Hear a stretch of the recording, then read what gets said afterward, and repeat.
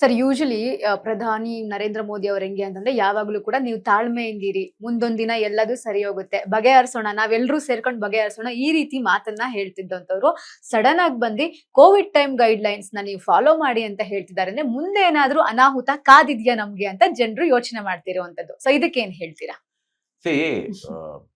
ಒಬ್ಬ ಪ್ರಧಾನಿಯಾಗಿ ಅವರು ಇವಾಗಲೂ ಅದನ್ನೇ ಹೇಳ್ತಾ ಇರೋದು. ಯಾಕಂದ್ರೆ ಅವ್ರೇನು ಮುಂದಿನ ದಿನಗಳಲ್ಲಿ ಏನೋ ದೊಡ್ಡದಾಗಿ ಆಗುತ್ತೆ.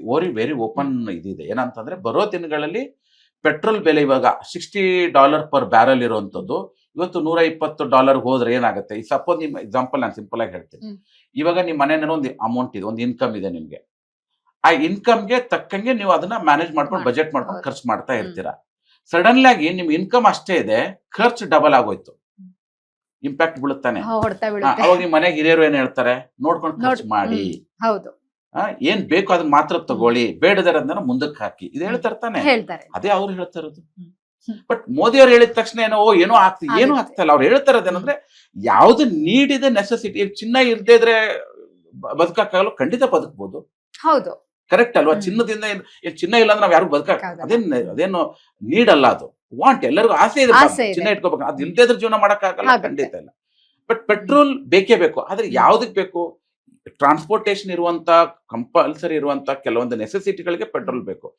ಬಟ್ ಇವತ್ತು ಎಷ್ಟೊಂದು ಜನ ಇವತ್ತು ಝೂಮ್ ಮೀಟಿಂಗ್ ಮಾಡ್ತೀವಿ, ಈ ನಾವು ವಿಡಿಯೋ ಮಾಡ್ತಾ, ಇದು ವಿಡಿಯೋ ನಾನು ನೀವೆಲ್ಲರಿಗೂ ಥ್ರೂ ಆನ್ಲೈನ್ ಕಳಿಸ್ಕೊಡ್ತೀರಾ, ಅಥವಾ ಯಾವ್ದೋ ಒಂದು ವಿಡಿಯೋ ಕಾಲ್ ಮಾಡ್ತೀವಿ, ಮೀಟಿಂಗ್ಗಳು ಮಾಡಿ, ಇದಕ್ಕೆಲ್ಲ ನಾವು ಅವಾಯ್ಡ್ ಮಾಡ್ಬೋದು. ಇದರಿಂದ ಏನಾಗುತ್ತೆ? ಕನ್ಸಂಪ್ಷನ್, ಯಾಕಂದ್ರೆ ಇಂಪೋರ್ಟ್ ಮಾಡ್ಕೊಳ್ತಾ ಇರೋದ್ರಿಂದ ನೀವು ಕಡಿಮೆ ಮಾಡ್ಕೊಳ್ಳಿ. ಇದರಿಂದ ನಮ್ಮ ದೇಶದ ಆರ್ಥಿಕ ಸ್ಥಿತಿ ಮೇಲೆ ಭಾರ ಬೀಳ. ಇಲ್ಲಾಂದ್ರೆ ಗೌರ್ಮೆಂಟ್ ಏನ್ ಮಾಡಕ್ಕಾಗತ್ತೆ?